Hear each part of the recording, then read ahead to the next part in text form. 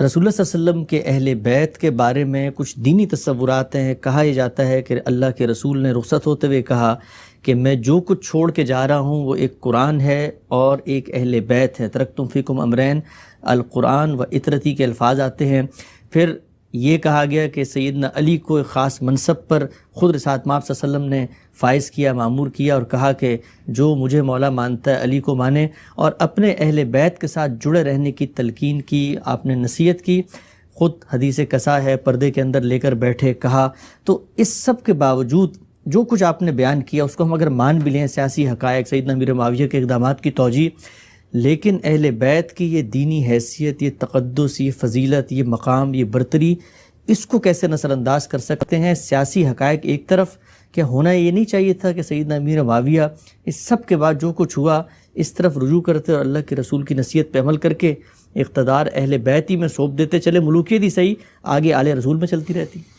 اس سے پہلے کہ میں آپ کے سوال کا جواب دوں، یہ وضاحت بہت ضروری ہے کہ قرآن مجید میں اہل بیت کی تعبیر رسالت مآب صلی اللہ علیہ وسلم کی ازواج مطہرات کے لیے استعمال ہوئی ہے.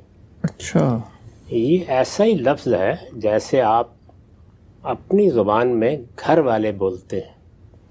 یعنی اگر آپ نے کسی اپنے عزیز کو اپنے ہاں مدعو کیا ہے اور آپ تنہا آئے ہیں اور وہ آپ سے پوچھتے ہیں کہ گھر والے نہیں آئے، تو گھر والے دیکھیے یہ لفظ ہماری زبان میں جمع بولا جاتا ہے، ایک بات مذکر بولا جاتا ہے. عربی زبان میں بھی بالکل ایسے ہی ہے. یعنی اہل البیت یا اہل بیت یہ تعبیر ایسے ہی استعمال ہوگی، اگر گھر میں ایک ہی بیوی ہے تب بھی ایسے ہی استعمال ہوگی. چنانچہ اس کی خود قرآن مجید میں واضح نظیر موجود ہے کہ جب فرشتے سیدنا ابراہیم کے پاس آئے ہیں تو انہوں نے آ کے، ان کی بیوی تھی پاس، بالکل انہی الفاظ میں ان کو سلام عرض کیا ہے، اور وہاں پر بھی اہل بیت ہی کے الفاظ استعمال کیے ہیں. تو عربی زبان کے اسلوب میں یہ بات طے ہے. رسالت مآب صلی اللہ علیہ وسلم نے جو روایتیں آپ نے بیان کی ان پر میں اس وقت کوئی تبصرہ نہیں کروں گا، اس لیے کہ وہ بحث پھر کسی دوسرے گوشے میں چلی جائے گی. لیکن اتنی بات ضرور عرض کر دوں گا کہ رسالت مآب صلی اللہ علیہ وسلم نے اگر کسی موقع پر اہل بیت کے بارے میں تنبیہ کی ہے یا کہا ہے کہ میں ان کو چھوڑے جا رہا ہوں، ان کے بارے میں متنبہ رہنا، تو اپنی ازواج کے بارے میں کہا ہے. اس لیے اپنی ازواج کے بارے میں کہا ہے کہ ازواج مطہرات کے بارے میں قرآن یہ بتاتا ہے کہ ان کی تمام ذمہ داری رسول اللہ کے بعد اس امت پر ڈالی گئی تھی. ان کے لیے شادی کرنا، نکاح کرنا ممنوع قرار دے دیا گیا تھا.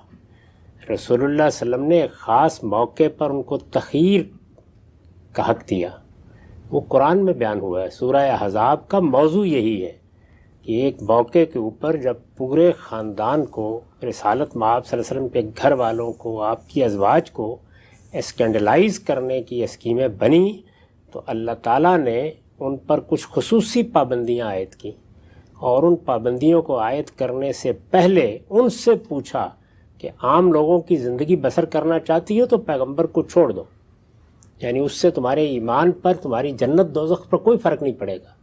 لیکن اگر پیغمبر کے ساتھ رہنے کی عزت کو قائم رکھنا چاہتی ہو تو پھر یہ زائد پابندیاں لینی پڑیں گی.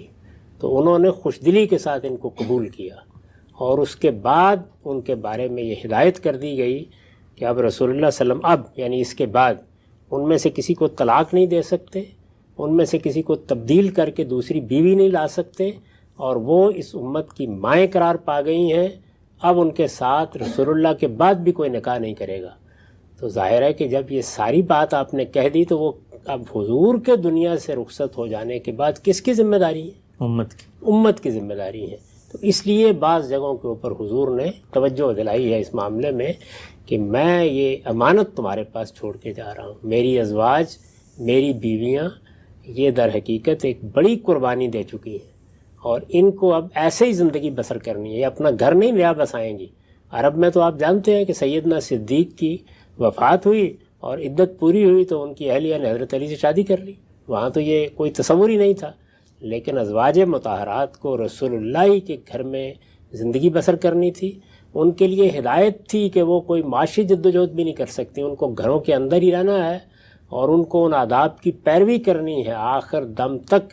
جو ان کے لیے سورہ احزاب میں بیان کیے گئے ہیں.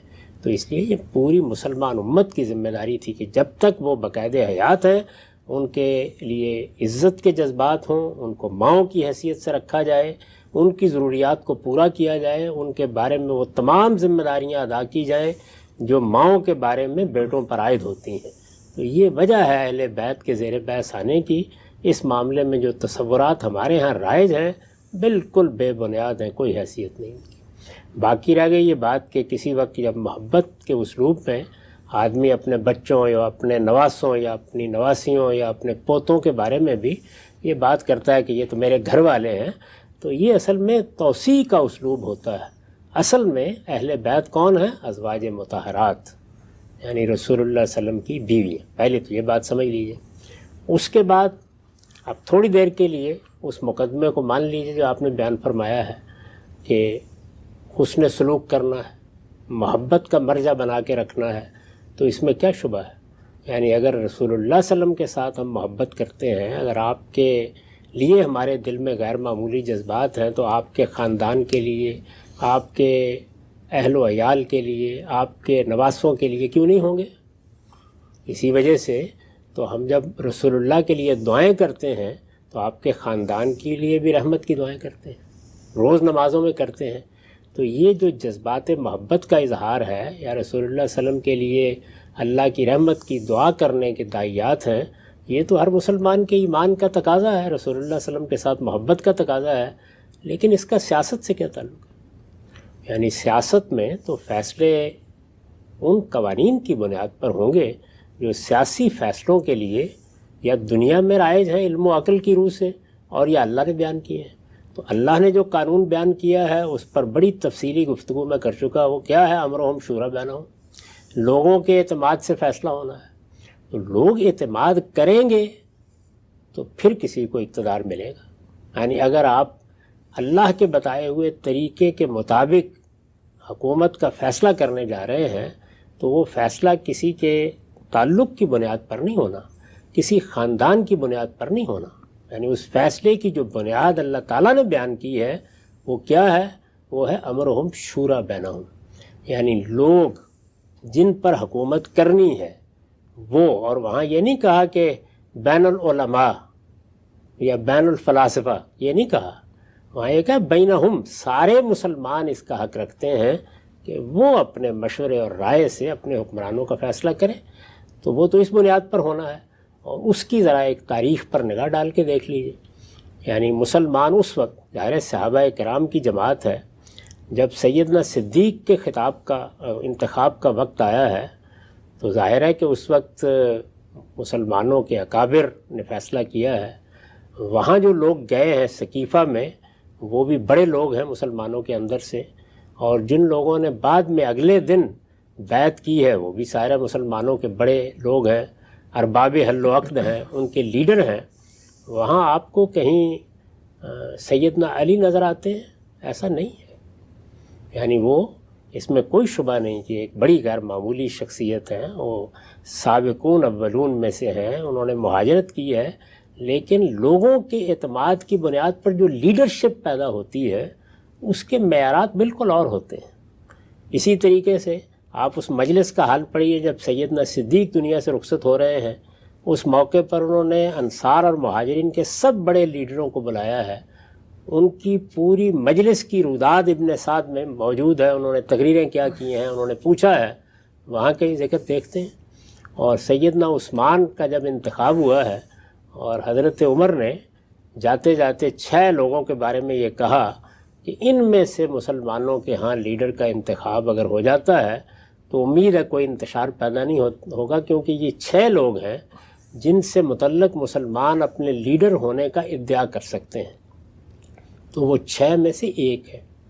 یعنی تنہا انتخاب بننا نہ پہلے مرحلے میں زیر بحث ہی نہیں ہے، دوسرے میں بھی زیر بحث نہیں ہے، تیسرے میں بھی 6 میں سے ایک ہے.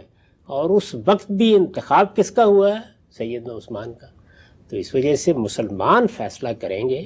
کوئی بڑے سے بڑا متقی ہے، پرہیزگار ہے، وہ ہمارے معاشرے میں اس وقت موجود ہے. میں نے پچھلی دفعہ بھی عرض کیا تھا کہ کتنے لوگ ہوں گے جو اس وقت جو ہمارے لیڈر ہیں، یعنی آپ تینوں جماعتوں کے لوگوں کو لے لیں تو ان کے مقابلے میں ہو سکتا ہے کہ بڑے متقی، بڑے پرہیزگار لوگ کسی خانقاہ میں بیٹھے ہوں، کسی ادارے میں بیٹھے ہوئے ہوں، کسی گلی میں بیٹھے ہوئے ہوں، کسی محلے میں بیٹھے ہوئے ہوں، جتنا بھی جی چاہے تقویٰ ہو، علم ہو، جو کچھ بھی ہو، لیکن لوگوں کا انتخاب ہے جو فیصلہ کن ہوگا۔ تو اس میں میرٹ ہی یہی ہے کہ لوگ کس پر اعتماد کرتے ہیں، ان کو آپ توجہ دلا سکتے ہیں کہ آپ ان خصائص کا لحاظ کریں، ان لوگوں کا انتخاب کریں کہ جو تدبیر سیاست کا علم رکھتے ہوں، لیکن آپ یہ نہیں کہہ سکتے کہ لوگوں کے علاوہ بھی کوئی معیار قائم کیا جا سکتا ہے، کیونکہ اس کو اللہ تعالیٰ نے واضح کر دیا۔ دوسری چیز کیا ہے؟ دوسری چیز طاقت ہے۔ تو طاقت کا فیصلہ تو بنو امیہ کے حق میں ہو چکا تھا، یعنی وہ فیصلہ ایک بڑی کشمکش سے جو 4 سال تک جاری رہی ہے گزر کے ہوا تھا۔ تو دوسری چیز طاقت ہے، یعنی میں عرض کر چکا کہ طاقت سے کوئی حکومت جائز تو نہیں ہوتی۔ جائز اور مشروع طریقہ دین میں وہی ہے کہ لوگ انتخاب کریں، لیکن ڈیفیکٹو قائم ہو جاتی ہے۔ تو نہ بالفعل کے معاملے میں کوئی گنجائش تھی کسی اور کی، اور نہ لوگوں کے انتخاب کی بنیاد پر گنجائش تھی۔ لوگوں کے انتخاب کے تو مراحل ہی گزر چکے۔ اب اگر لوگوں کے انتخاب کو ایک قانون بننا تھا تو میں عرض کر چکا کہ اس میں کیا ضرورت تھی۔ اس کے لیے آپ کو ایک ہاؤس آف ریپرزینٹیٹو بنانا تھا، اس کے لیے پوری سلطنت میں کیسے لوگوں کا اعتماد حاصل کیا جائے اس کے طریقے ایجاد کرنے تھے۔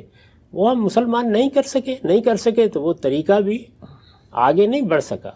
آگے بڑھنے کے لیے ملوکیت کو اختیار کیا گیا۔ تو ملوکیت میں تو یہ ہوتا ہے کہ زور بازو سے کس نے ہندوستان کے تخت پر قبضہ کیا ہے۔ تو اب ہمایوں ہی بابر کے بعد تخت پر بیٹھے گا، الا یہ کہ کوئی شیرشاہ سوری آ کر اپنی تلوار کا زور دکھا دے۔ ٹھیک ٹھیک، یہی قانون ہے۔ اس میں کسی کا مقام، کسی کی فضیلت، کسی کا تقویٰ، یہ کوئی اہمیت نہیں رکھتا۔